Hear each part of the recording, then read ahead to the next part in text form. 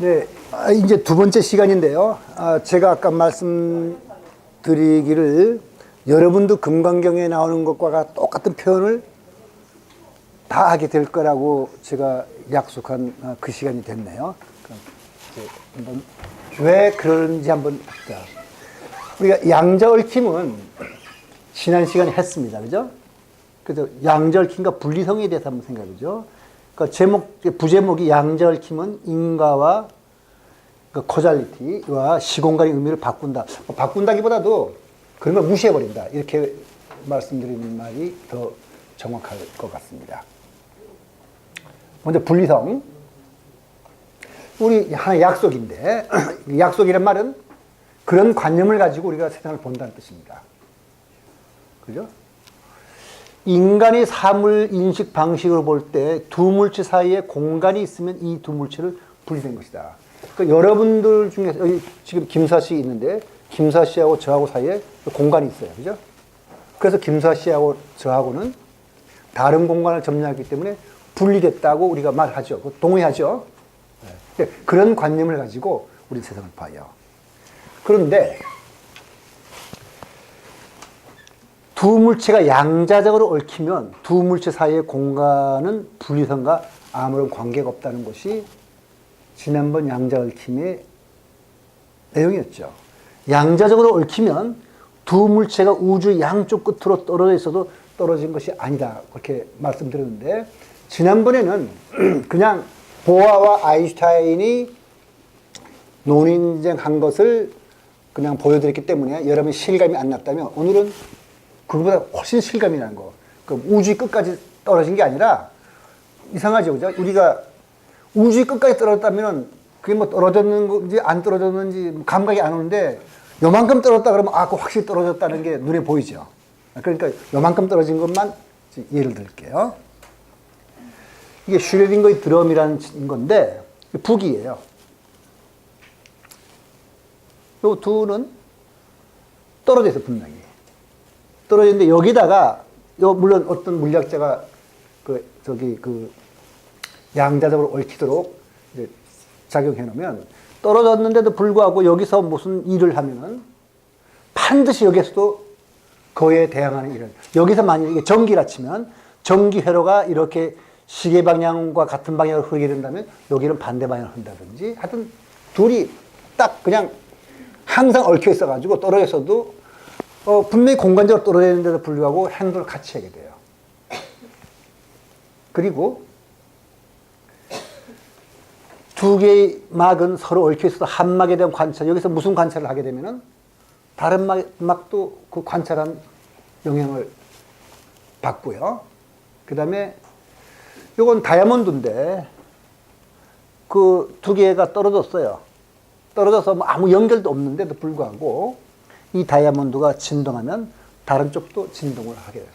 그러니까 15cm 떨어졌는데 그리고 이것도 양자 회로 이거 말고 회로가 있어요. 여기 어떤 전기 회로가 있고 여기에 전기 회로가 있는데 떨어졌거든요. 그런데도 이걸 양자적으로 얽히도록 어떤 조작을 해놓으면은 떨어지는데도 불구하고 여기에 회로가 흐르면 있으면은 여기에서 시계 방향으로 같은 방향으로 회로가 흐르면은 여기에는 반드시 반대 방향으로 흐르는 게 있는데 그거는 제가 소개한 양자 불가 사이에 거기에 대한 설명이 나와 있습니다. 이와 같이 떨어져 있어도 떨어져 있지 않아요. 분명히 공간이 있습니다. 우리가 분명히 약속하기를 지금 그런 식으로 보는 거죠. 이 두 물체 사이에 이 마이크와 이 물체 사이에 공간이 있으면 우리는 떨어졌다 보는 거잖아요. 근데 양자를 얽혀 있으면 떨어진 게 아니고 이 공간의 거리가 우주의 양쪽 끝에 있어도 그는 하나로 행동합니다. 그러면 이거 뭐라 그래야 되죠? 자, 여러분들이 이제 약속한 답을 여러분이 해줘야 되는데, 여러분이 여기서 그렇지 않다 그런다면 제가 틀린 거고, 여러분들이 그렇다고 그런다면 제 약속에 맞는 건데, 자, 두 개의 북은 떨어진 것인가, 떨어지지 않은 것인가? 두 개의 다이아몬드는 떨어진 것인가, 아닌가? 분명히 공간적으로 떨어져 있기 때문에, 밥과 앨리스가 따로 떨어져 있기 때문에 떨어졌죠. 그렇지만 한 몸으로 행동하기 때문에 우리가 둘이지만 둘이 아니다고 말하면 어떤가요? 여러분 그렇게 말하지 않으시렵니까? 여러분들이 제대로 이해했다면 떨어졌지만 떨어진 것이 아니고 둘이지만 둘이 아니고, 왜냐면 왜 둘이라고 부르냐면은 다이아몬드 이렇게 15cm 떨어뜨려 놨으니까요. 둘이지만 행동은 하나라니까 둘이 아니다. 그러면 이 표현을 불경에 나오는 내용과 비교해, 여러분 100% 강의에 그 할 때 제가 100% 둘이지만 둘이 아니다고 말씀할 거라고 생각했는데 어째 반응이 심통치 않는 거 보니까 99%가 동의한다고 생각하고 그 다음으로 넘어가겠습니다. 금강경 이상정, 우리가 읽은 경이죠. 궁극적 지혜가 아닌 까닭에 여러 개서는 궁극지혜라고 말씀하셨습니다. 그 다음에 디가니까야의 사문가경. 사문가경은 같은 이름의 경전이 장아암경이 되는데 이런 말씀합니다. 이게 부처님이 하신 말씀이에요. 직접. 그러니까 6가지 신통에 대해서 얘기하면서 그는 마음이 산매에 들고 하나인 채 여럿이 되기도 하고, 그러니까 손오공이죠. 손오공이 36개로 분리시하면서 여럿이 되고 여럿이 됐다가 하나가 되기도 한다.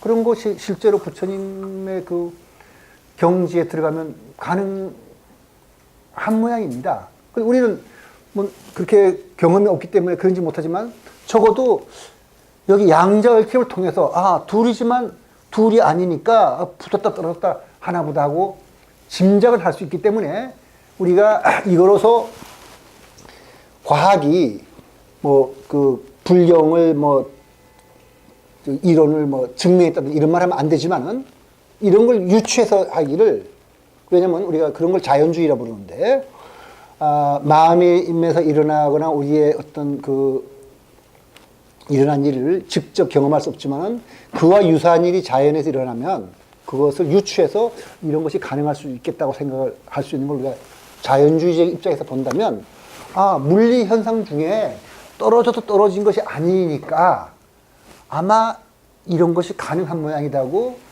짐작하게 되면 경전에 대한 믿음이 더 강해질 테죠. 그 인과 분리성.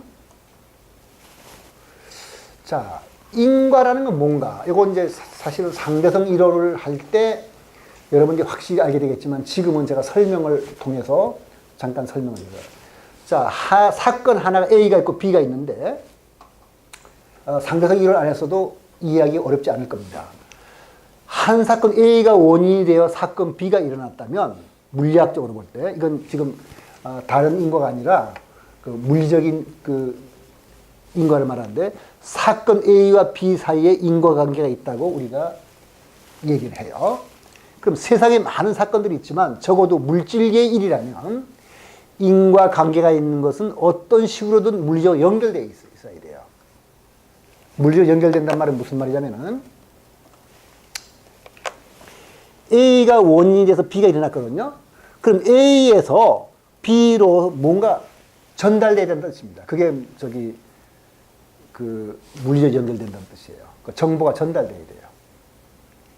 근데 정보가 전달되는 데는 반드시 상대성 이론에 의하면 빛의 속도보다 빠를 수가 없어요. 그러니까 빛의 속도와 같은 속도로 전달돼요. 그런데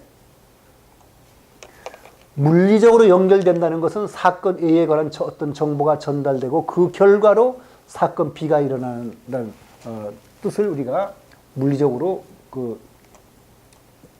인과라 부르는데, 특수상대성 이론에 의하면 인과관계가 있는 두 사건 사이의 선후관계는 바뀔 수가 없어요. A가 먼저 일어나고 B가 일어나거나 뭐 동시에 일어날 수는 있지만 B가 먼저 일어나고 A가 일어나는 것은 그 인과관계가 있는 사건은 아니에요. 그러니까 여러분 이런 말을 많이 들었잖아요. 그 상대성 이론에 의하면 시간이 그 선후관계가 바뀔 수도 있고, 그 다음에 내가 1년이라 그러는 것을 로켓을 타고 간 사람은 뭐 10초라고 말할 수도 있어요. 그러니까 시간의 기준이 달라져 있어요. 그렇지만 인과관계가 있다면 두 사건 사이의 선후관계는 바뀔 수가 없어요. 근데 인과관계가 없는 사건, 여기서 말하는 인과관계라는 것은 물리적인 인과를 말하는데 사건은 그 선후관계가 바뀔 수가 있습니다. 자, 그러면 우리가 밥과 앨리스가 측정한 그 전자와 양전자 스핀에 대해서 이 인과를 한번 다시 검토해 보기로 하죠. 아까 제가 양자얽힘은 시공간과 인과의 의미를 바꾼다 그랬는데 그 바꾼다기보다도 인과의 의미를 무시해버린다고 하는 게 더 맞는 표현일 것 같은데, 자 이제 여기가 왼쪽에 전자가 날아오는 것을 앨리스가 측정하고 여기에 밥이 측정하는데 항상 이렇게 되어 있죠. 앨리스가 스핀 업을 측정하게 되면은 밥은 반드시 스핀 다운, 앨리스가 스핀 다운을 측정하게 되면 밥은 스핀 업을 측정하게 되어 있어요. 왜냐면 업을 2분의 1, 다운을 마이너스 2분이기 때문에 둘이 합치면은 항상 스핀 0이 돼야 되니까. 그렇다면 둘 사이에 인과관계가 있는가 이거예요. 밥과 앨리스와 밥이 측정한 것은. 왜냐하면 앨리스가 먼저 측정해, 어떤 좌표계에 의해서 먼저 측정했다고 그러죠. 그 다음에 한참 있다가 밥이 측정하는 거거든요. 그러면 앨리스가 측정하면 2분의 1을 하면 반드시 밥은 마이너스 2분의 1, 앨리스가 마이너스 2분의 1 하면 2분의 1이니까 둘 사이에 인과가 있는가 하면 있어요. 왜냐하면 앨리스가 측정한 것이 밥에 영향을 주니까. 그러나 둘 사이의 공간을 가로질러서 신호가 전달된 건 아니라고 했죠, 지난번에. 왜냐하면 우주의 끝에 있다 하더라도 즉시 결정되는 거니까. 그렇다면 신호가 전달된 건 아니니까 상대성 이론에 의해서 말하는 대로의 물리적인 정보가 전달된 것이 아니기 때문에 밥이 먼저 측정했다고 볼 수가 있어요. 그건 여기 상대성 이론에서 나중에 특성이어서 제가 굉장히 쉽게 보여드릴 수 있는데, 로켓을 타고 굉장히 빨리 지나가는 사람이 보면은 밥이 먼저 측정한 거가 배울 수가 있어요. 밥이 먼저 측정을 했다면은, 그러니까 다시 말해서 사건의 선으로 바뀐 거니까 인과가 없다고 볼 수 있는 거잖아요. 이게 어떻게 되죠? 자, 왜 그러냐면은 양자얽힘과 관련된 문제에서 사건이 선후 관계를 따지고 인과관계를 생각하는 건 공간의 의미를 상대성 이론에서 말하는 식으로 통상적으로 생각하기 때문에 그런 거예요. 앞에서 말한 논의는 양자얽힘은 우리가 통상적으로 생각하는 공간의 의미를 바꿔서 다시 말해 무시해버리기 때문에 앞에 밥과 앨리스가 그 전자와 양자의 스핀하는 것에 대해서 사건의 선후를 따지는 것은 무의미하다. 다시 말해서 공간의 의미가 양자론이 들어오게 되면 전혀 의미가 달라지기 때문에 거기선 상대성 이론에서 말하는 것과 같은 식의 인과를 따지면 안 된다 이런 뜻입니다. 떨어져서 떨어진 게 아니니까요. 분명히 밥과 앨리스는 우리가 볼 때 떨어졌어요. 그래서 공간이 떨어졌는데 그 사람이 측정한 전자와 양전자는 하나는 앨리스 갖고 하나는 밥이 갖고 있으니까 우리 생각에는 전자와 양전자도 떨어져 있다고 말을 해야 되는데, 이거는 밥과 앨리스는 거시색이 우리니까 떨어졌다지만 이것은 전자와 양전자는 양자적 얽기 때문에 거기에 떨어진 공간이라는 것이 싹 무시돼서 그냥 분리 안 된 거라는 뜻입니다. 그러니까 신공의 의미가 자체가 양자론이 들어오게 되면 달라져요. 그러니까 밥과 앨리스는 분명히 공간적으로 분리되어 있어요. 그러나 전자와 양전자는 둘이지만 둘이 아니죠. 왜냐하면 하나로 행동하니까 둘은 나눌 수 없는 undivided whole이에요. 그러니까 전자, 양전자 둘 사이 공간은 분리성과 아무 관계가 없어요. 우리의 관념적인 그 분리성이라는 건 우리가 만들어낸 관념이에요. 그 관념은 우리 약속에 의해서 아까 김사씨 동의했는데 둘 사이에 공간이 있으면 떨어진 거라고 했잖아요. 그거는 우리끼리만 통하는 거고 전자와 양전자 사이에서는 통하지 않는다는 얘기입니다. 그거 자체가 이미 하나의 관념적인 겁니다. 그래서 공간의 의미가 달라졌기 때문에 특수상대성 이론 양자얽힘과 관련된 사건이 인과관계를 분석하는 것은 아무 의미가 없어요. 거기서는 사건의 선으로 따지면 안 되고 선과 후라는 것도 의미가 없고, 그 시간적인 문제죠. 의미가 없고 분리됐다는 말도 의미가 없어요. 그냥 떨어져서 떨어진 게 아니니까. 둘이지만 둘이 아니니까. 이건 꼭 아상이라든가 이 관념을 떠나서 사물을 보라 그러는 금강경이 표현하고 너무 똑같지 않습니까? 자, 어때요? 지금 둘이지만 둘이 아니라는 말에 동의를 할 건가요? 떨어졌지만 떨어지지 않았다는 말에 여러분 동의 안 할 수 없죠? 바로 그걸 지금 이상정렬분이 그 말을 하는 겁니다. 자, 양자적으로 얽힌 두 물체가 공간적으로 분리되어 있어도 공간이 분리된 것 관계가 없다면, 즉 떨어져 있어도 떨어진 것이 아니라면 일체의 관념을 부정한다는 말이 이상할 거 없죠. 우리가 떨어진 것은 공간이 있기 때문에 떨어진 거라고 그렇게 어떤 우리가 약속해서 만들어낸 거거든요. 근데 그런 건 아니라는 얘기예요.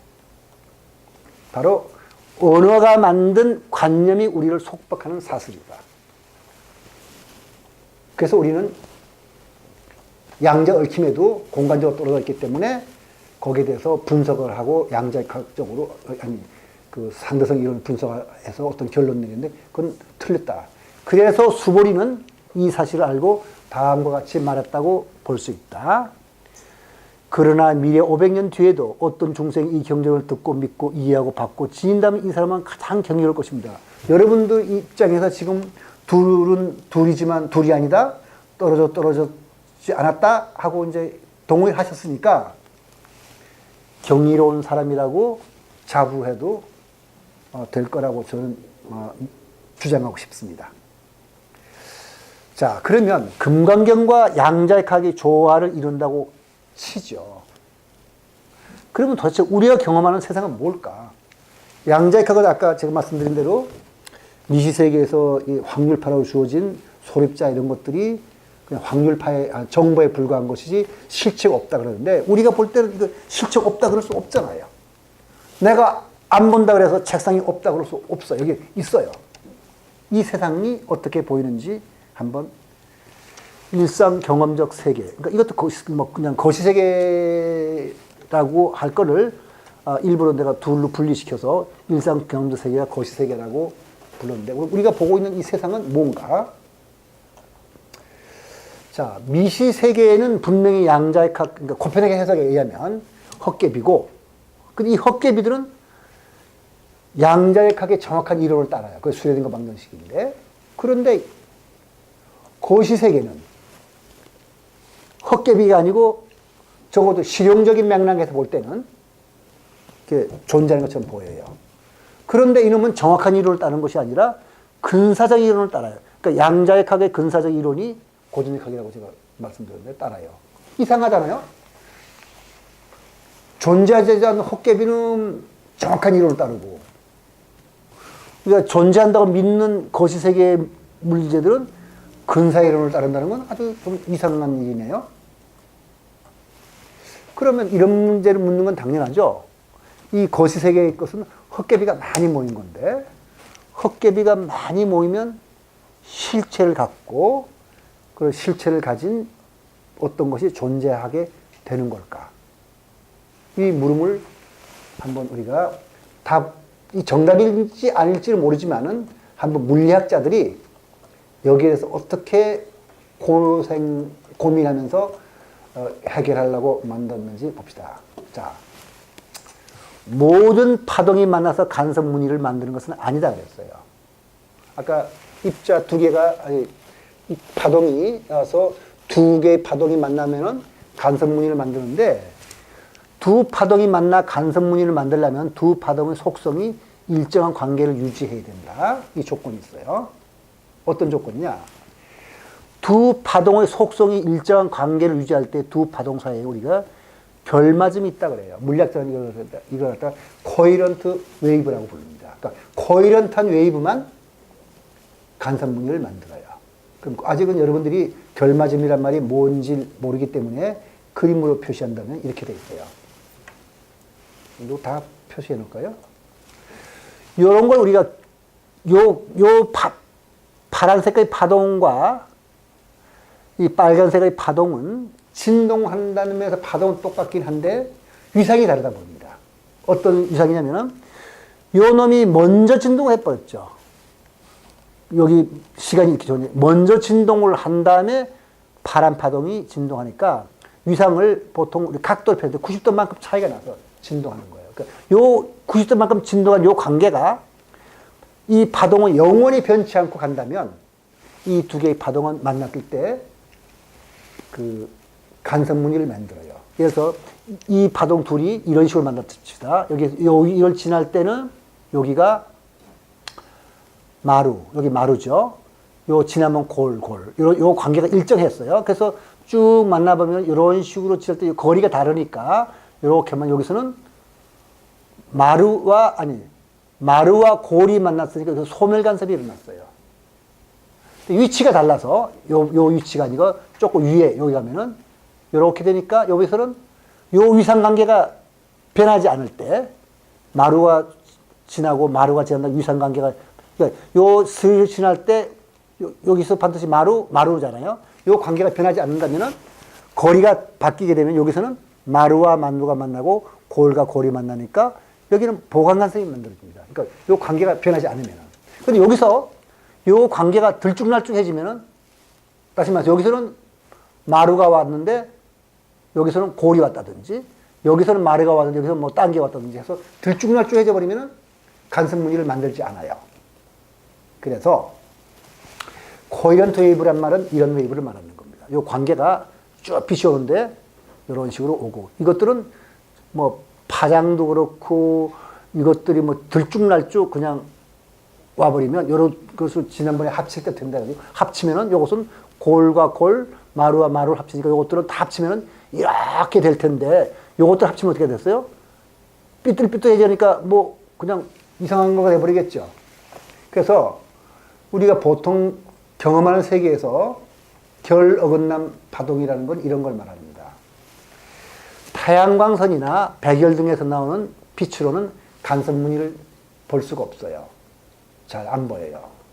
이게 바로 그런 파동인데 그냥 태양, 이거는 LED 라이트, 이거 LED죠. 여기 라이트. 이것들은 그냥 이런 식으로 위상이 들쭉날 것이 오기 때문에 이걸 그 합쳐버리면 그냥 뭐 미세한 이런 곡선이 나와요. 요것들은 딱 어떤 빛으로 온 것 같기 때문에 높을 때는 높고 낮을 때는 낮고 이렇게 쫙 진폭이 일정해지면 요것들은 뒤죽박죽이 되어 있거든요.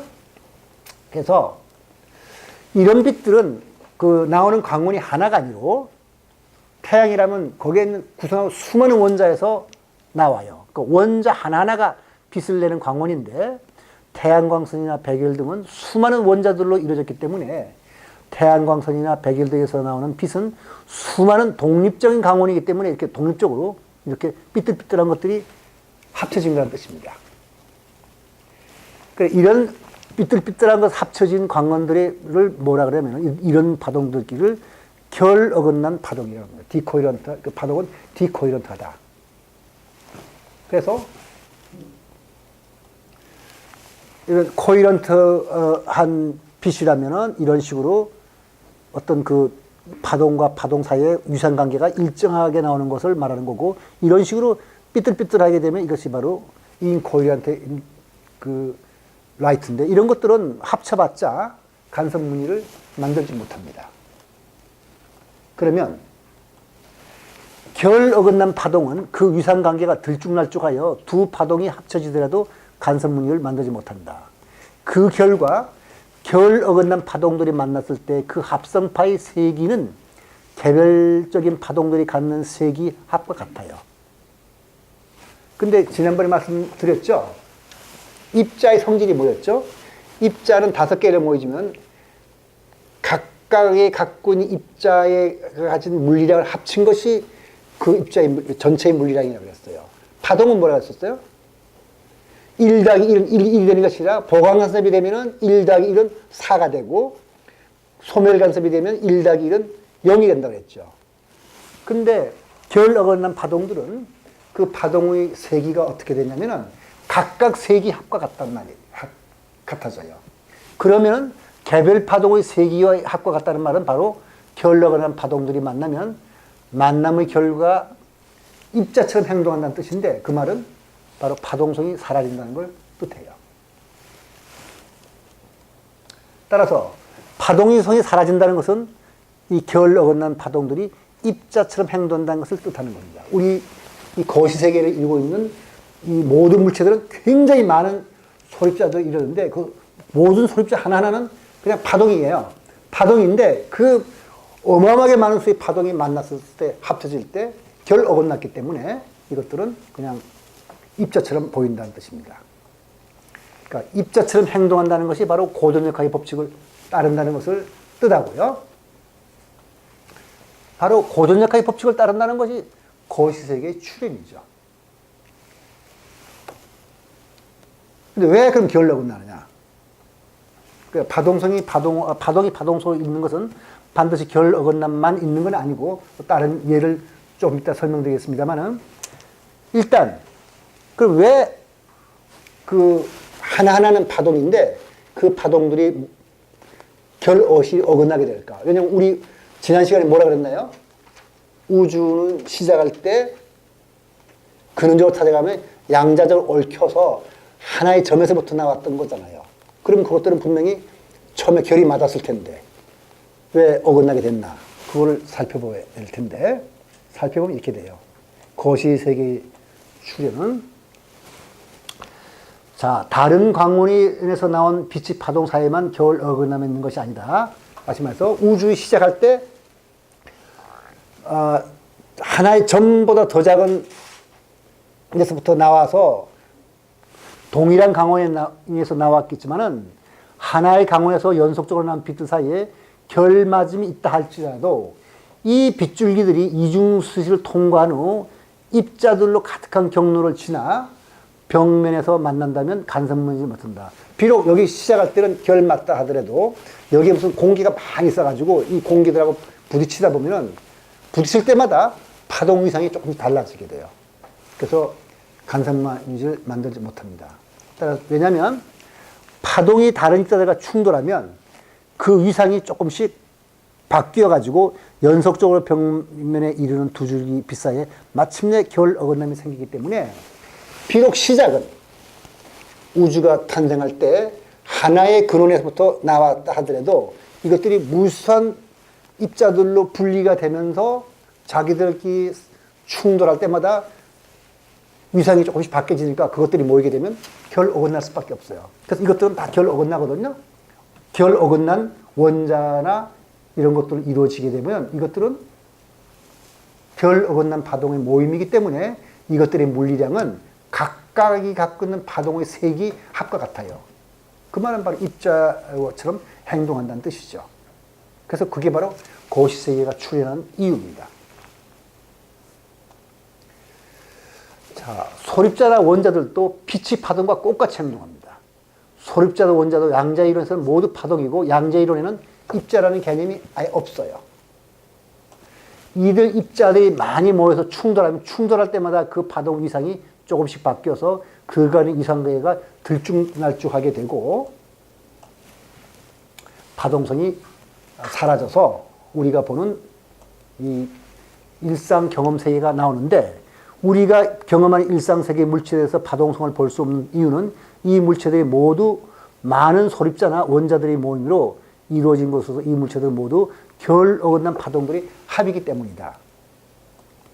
바로 우리가 경험하는 거시세계는 이렇게 출현한 것이다 하고 해석을 하는 것. 이것이 정답이라는 뜻이 아니라 현재로서 물리학자들의 머리에서 나온 걸로는 이런 해석이 제일 널리 받아들일 수가 있고 이런 해석을 결 어긋남 해석이라고 그러는데 이 결 어긋남 해석은 코페르니쿠스 해석의 연장이라고 우리가 보통 부릅니다. 근데 이제 결 어긋남 말고 결 어긋나지 않았는데도 불구하고 이제 평균치를 보는 게 있어요. 자, 이 간섭 무늬의 간격이죠. 여기서부터까지 요 간격은 그 소립자 에너지의 반비례. 그 에너지가 크면은 요 간격이 굉장히 좁아져요. 그러니까 여기서 요것을 이제 그래프로 나타내는 것이 요 간격인데 요 간격이 좁아지거든요. 그러니까 에너지가 큰 빛이나 전자를 보내면 그들이 만드는 간섭 무늬의 간격이 좁아진다는 말은 요게가 하얀 다음에 아주 그냥 바싹 붙어서 이런 간격이 쫙 붙는다는 뜻이니까 여기서 요것이 이렇게 된다는 뜻이죠. 그래서 간섭무늬의 간격이 많이 근데 머리카락 굵기의 그러니까 0.1mm인데 0.1mm 정도면 우리 육안으로 구별이 돼요. 밝고 어두운 무늬가. 근데 더 좁아서 머리카락 굵기보다 더 좁아지면 우리 육안으로는 간섭 무늬를 보지 못하게 돼요. 바로 여기서 보이는 인데 재밌는 것이 요거는 일상적인 에너지가 좀 낮은 입자니까 간섭 무늬 간격이 여기 밝고 어둡고 밝고 어둡고 밝고 어둡고 인데 요 간격이 우리 눈에 띄어요. 근데 에너지가 크면은 요 놈이 그냥 밝자마자 어두워지고 밝아지고 이렇게 돼버려요. 요건 밝고 어둡고 우리가 구별이 안 돼요. 이거 딱딱딱 붙어가지고. 근데 재밌는 것은 요거의 평균치를 그려보면은 요게 밝고 요게 어두운 거잖아요. 그죠? 요게 하얀 쪽이 밝은 거고 까만 쪽이 이렇게 됐으니까 요 까만 쪽이 밝은 쪽이라 치면 요 밝고 어두운 거를 평균 내면 요렇게 될 텐데 요것은 입자가 만들어내는 그래프랑 똑같아요.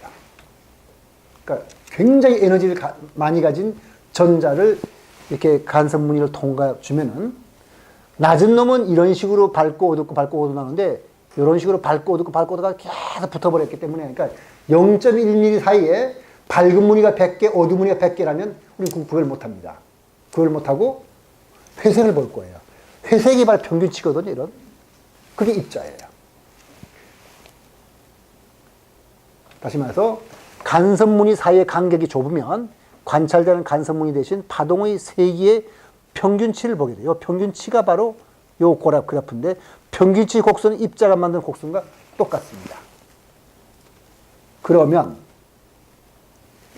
우리가 보는 거시적 세계란 그러니까 아까 별 어긋난 해석도 나는 것도 결국은 평균치를 보는 건데 둘 다 이 거시적 세계의 바탕을 이루는 미시적 현상이라는 것은 우리가 보는 거시적 세계란 이 거시적 세계의 바탕을 이루는 미시 현상 하나하나가 모여서 만든 평균적인 모습이에요. 근데 LMPS의 정리라는 게 있는데 아주 재밌어요. 이 평균치는 뭐를 어떤 법칙을 따르느냐. 미시세계 현상을 합쳐서 평균치를 내면 이 평균치들은 일정한 법칙을 나타내 보이는데 이 평균치들이 나타내 보여주는 법칙이 바로 고전자학에서 말한 뉴턴 법칙을 만들어시켜줘요. 평균치가. 결 어긋난 파동이 만드는 물리라는 결국은 파동들이 갖는 세계의 평균치거든요. 근데 평균치라는 건 도대체 뭘까요? 한번 봅시다. 구체적인 예를 들죠. 학생이 100명 있어요. 여러분 노트하고 내 노트하고는 다르죠. 여러분 노트는 여기 98로 되어 있죠. 근데 그건 잘못됐고 100이거든요. 그래서 100명인데 점수가 빵점부터 100점까지 다 있는데 어떤 점수냐면 꼴찌는 0점, 그 다음에 꼴찌 두 번째 2점 해서 49점까지 갔다가 50번째 학생은 51점. 그래서 100점까지 있었어요. 이렇게 여기서 51부터 100까지 50명, 0부터 40까지 49점까지 50명. 이 사람들 평균 점수가 내면 어떻게 되죠?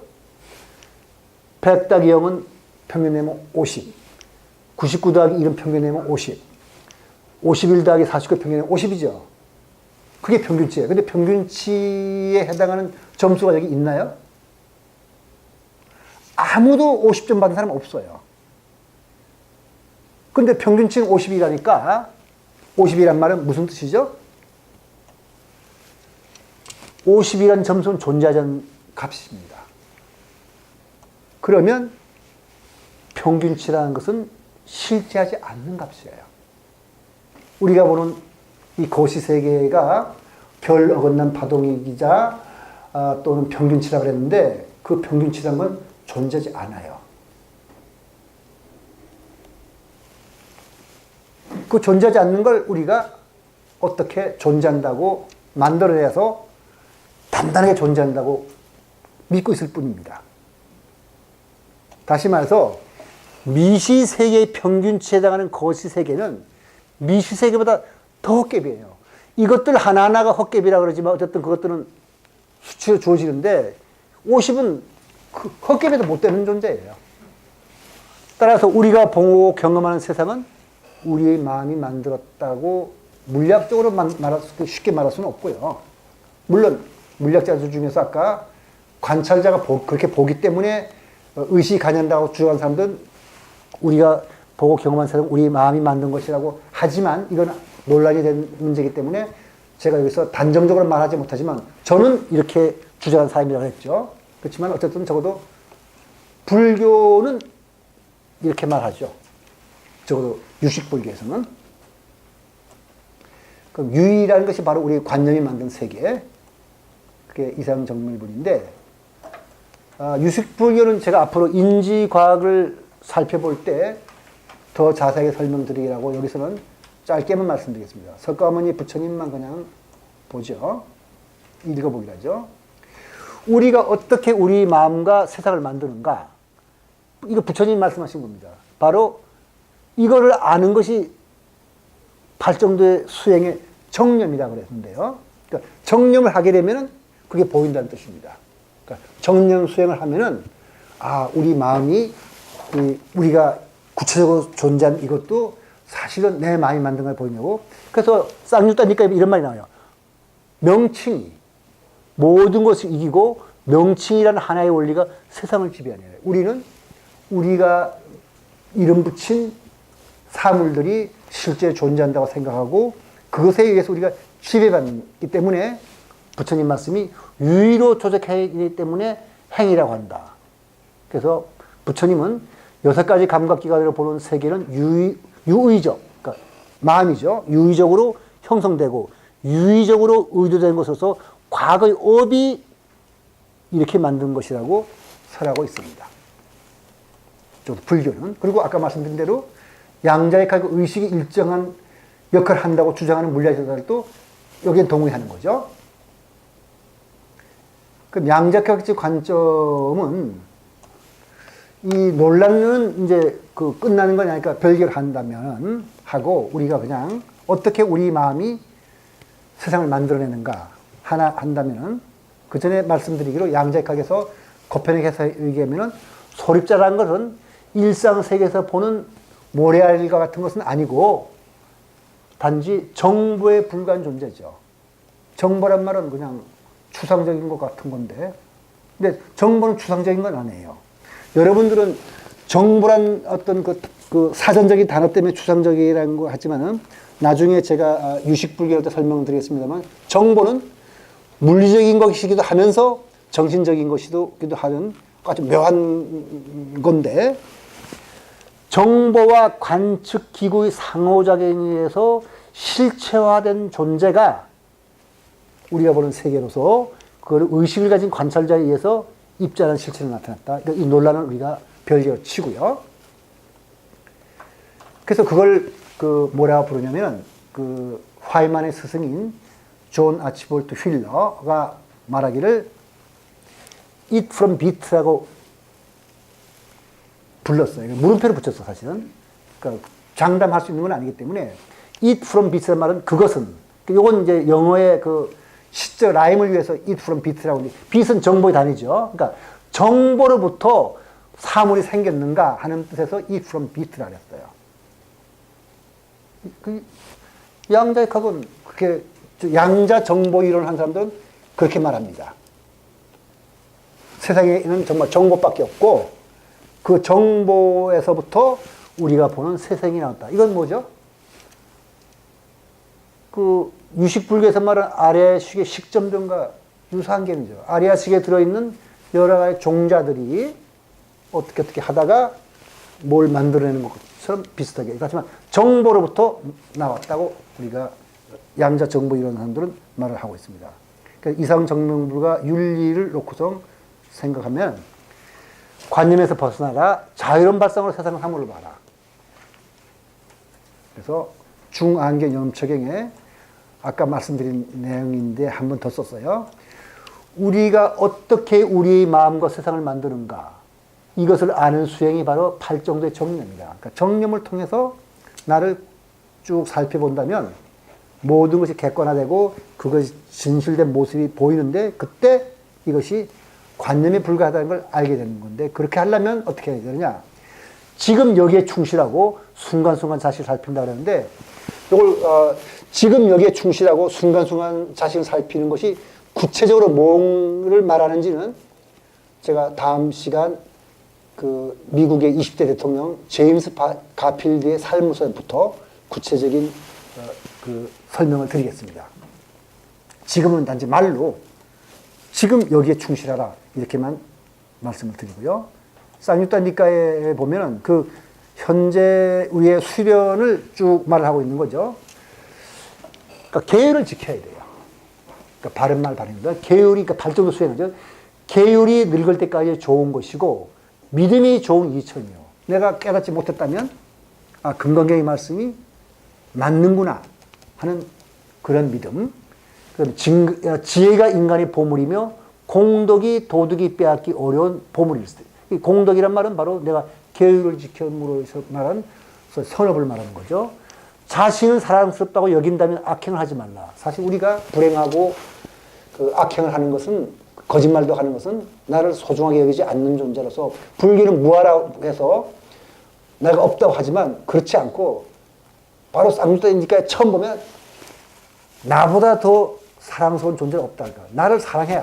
그러니까 사랑스러운 내가, 존경스러운 내가 사랑스러우니까 존경받아야 될 텐데 존경받으려면 남한테 거짓말하거나 교양 없는 말을 하거나 이러면 안 되겠죠. 내가 우아하고 멋있는 사람이니까 말도 근사하게 하고 바른 말을 하고 고운 말을 하고 행동도 근사하게 할 수밖에 없어요. 바로 그거 평범한 얘기거든. 자신을 사랑스럽다고 여긴다면 악행하지 말라. 그에게 따라다닐 것은 무엇인가? 그것은 공덕과 지악. 공덕이야말로 저 세상에서 중생들이 의처가 되지. 그리고 믿음으로 베풀면 가까이 칭찬을 받지만 보시보다 진리의 말씀을 따르는 것이 훌륭하네. 그러니까 금강경에 나오는 말이죠. 뭐 칠보로 보시하고 그 겐지스강의 모래보다 더 많은 삼천대천 세계에다가 그냥 칠보로 꽉 채워 보시하더라도 사구계를 받아 지니는 것이 더 공덕이 크다는데 바로 진리 말씀을 따라서 실천하는 거. 그러니까 니까야는 초기 경전이니까 8정도라 그런다면 금강경은 육바라밀을 수행하는 거. 육바라밀 중에서도 보시와 인욕. 그러니까 보시와 인욕은 기본이 나를 낮추고 나를 아상에서 벗어나는 거니까 아상에서 벗어나는 거. 그리고 말하고 듣는 것만으로는 부족하고 이렇게 듣기만 하는 게 아니라 반드시 집에 돌아가서 선정을 닦으라. 부처님 말씀을 그냥 그대로 전한 겁니다. 네, 오늘 강의 여기서 마치도록 하겠습니다.